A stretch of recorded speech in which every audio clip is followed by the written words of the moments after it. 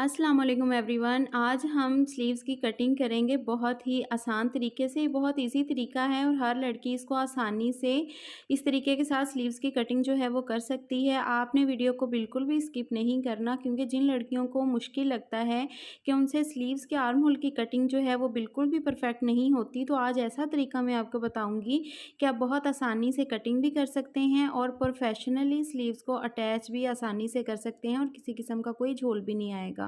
तो यहाँ पे देखें, स्लीव्स के फैब्रिक को हमने इस तरह से डबल फोल्ड करके तो एक दूसरे के ऊपर इस तरह से बिछा लिया है। हमने फ्रंट से इसको पैच वर्क करवाया है, फ्रंट से इसको बिल्कुल हमने रेडी किया हुआ है और ऐसे एक दूसरे के ऊपर आपने फैब्रिक को रख लेना है। लेकिन इस चीज़ का आपने ध्यान में रखना है कि जब आप स्लीव्स की फोल्डिंग करते हैं, जो अंदर का फैब्रिक होता है वो आपने बिल्कुल ऊपर वाले फैब्रिक के बराबर रखना है कि उसमें कोई झोल ना आए या वो छोटा ना रह जाए।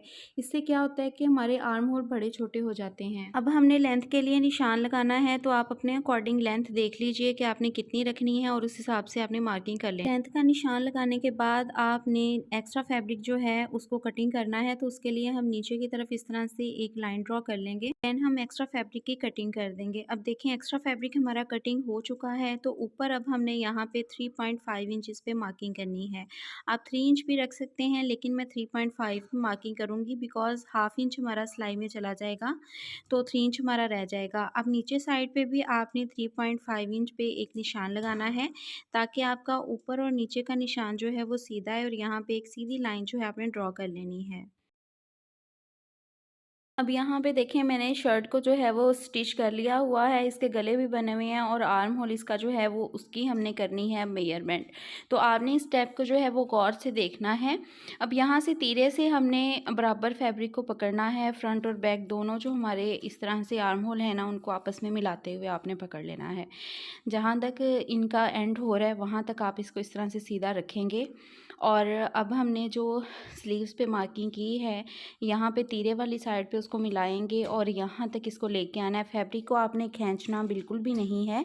इस तरह से आपने देख लेना है कि आपका जो आर्म होल है वो कहाँ तक आ रहा है, ठीक है। तो इस तरह से आपने इसको रख के तो यहाँ पे अब एक निशान लगा लेना है। ये एक बहुत ही आसान तरीका है जिसके साथ आप किसी भी तरह का आर्म होल जो है वो आसानी से कटिंग कर सकते हैं। अब ऊपर से हम 2.5 इंचेस पे मार्किंग करेंगे। बहुत सी लड़कियां मुझसे पूछती हैं कि यहाँ पर आप 2.5 इंच पे मार्किंग क्यों करती हैं।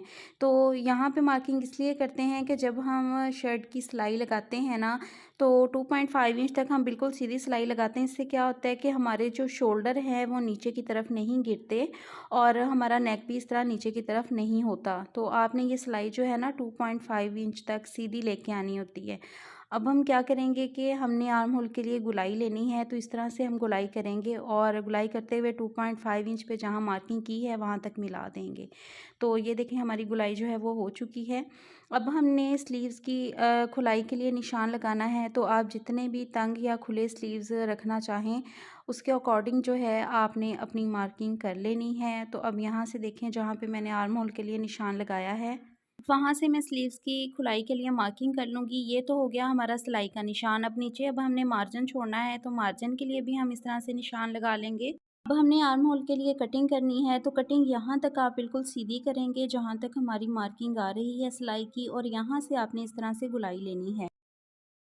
इस तरह कटिंग करने से ये फ़ायदा होता है कि आपको ये निशान मिल जाता है, जिससे आपको पता चल जाएगा कि हमने आर्म होल की सिलाई कहाँ तक जो है वो एंड करनी है। आपको यहाँ पे कट भी लगाने की ज़रूरत नहीं पड़ेगी। अब यहाँ देखें, हम स्लीव्स की फ़िटिंग के लिए सिलाई लगा लेंगे, क्योंकि बहुत सी लड़कियों के मुझे मैसेजेस आते हैं कि आपने कटिंग बताई है तो आपने अटैच करके क्यों नहीं दिखाया।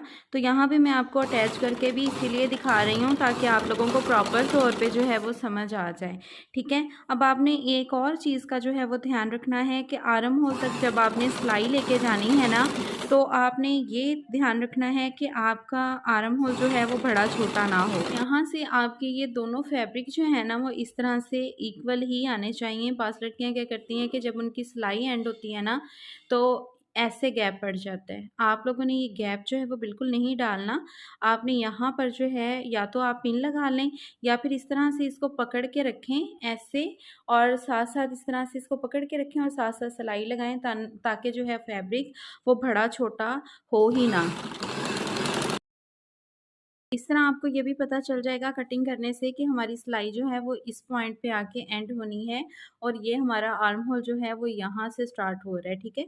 इस तरह से आपने सिलाई लगाने के बाद हमेशा यहाँ से सिलाई को डबल लाजमी करना है, क्योंकि जब हम आर्म होल अटैच करने लगते हैं तो अक्सर क्या होता है हमारी सिलाई यहाँ से उधड़ रही होती है, और जब आप इसको यहाँ से इस तरह से पक्का कर लें तो आप इस वाले फैब्रिक को भी इसके साथ ही इस तरह से यहाँ पे मोड़ दें, क्योंकि जब हमने स्लीव्स को अटैच करना है इस फैब्रिक को तो हमें मोड़ना ही पड़ता है।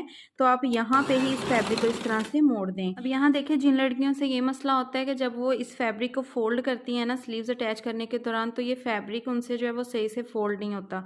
तो आपने ये देखें, एक बार इसको इस तरह से घुमाना है, देन एक दफ़ा और आपने इसको इस तरह से फोल्ड कर देना है, और फिर आप स्लीव्स अटैच करने से पहले ही इस पर जो है वो एक इस तरह से सिलाई लगा दें। ये देखें जी, इस तरह से हमने इसको खोल लेना है। फ्रंट साइड हमारी इधर चली गई है और बैक साइड आ रही है जी हमारी इस तरफ को।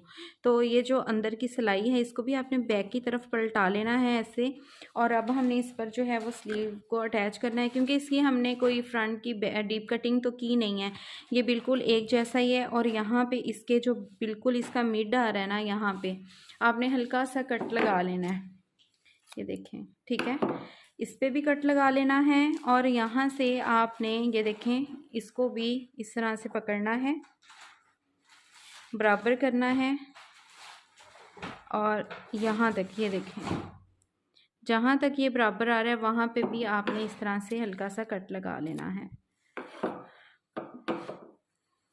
अब हमारी जो स्लीव की सिलाई है, ये आर्म होल के नीचे जो हमारा ये वाला पार्ट आ रहा है, ये वाला जो पार्ट है हमारा, वो इस कट के साथ इस तरह से मिलना चाहिए। स्लीव के जो मिड में हमने कट लगाया है ना, वो हमारा तीरे के साथ मिलना चाहिए। इस चीज़ का आपने ध्यान रखना है, फिर आपको सही आइडिया हो जाएगा कि स्लीव्स जो हैं वो हमारे परफेक्ट अटैच हुए। आप चाहें तो नीचे से स्लीव को लगाना स्टार्ट कर दें, नहीं तो यहाँ से ऊपर से रख के भी आप इसको जो है वो इस तरह से लगा सकते हैं, ठीक है जी।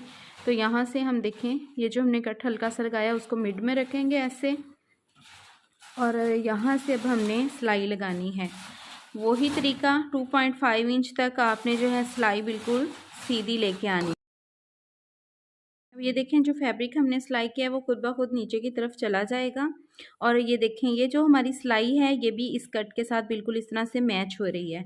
तो मतलब कि हमारे स्लीव्स जो हैं वो बिल्कुल परफेक्ट अटैच होंगे। ये देखें, स्लीव्स हमने अटैच कर लिए हैं और बिल्कुल भी किसी किस्म का भी झोल नहीं आ रहा, कोई बड़े छोटे नहीं हुए। यहाँ से देखें तीरे से भी इक्वल है, और यहाँ पर भी देखें स्लीव्स हमारे जो है वो परफेक्ट अटैच हुए हैं। मैं इसकी बैक साइड से भी आपको इसका आर्म होल दिखा देती हूँ। देखें किसी किस्म का भी जो है वो कोई भी झोल इसमें नहीं आएगा।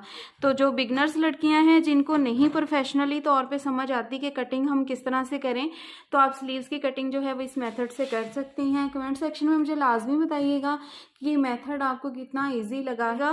मिलते हैं जी नेक्स्ट वीडियो में। अपना बहुत सारा ख्याल रखिएगा, दुआ में याद रखिएगा। अल्लाह हाफिज़।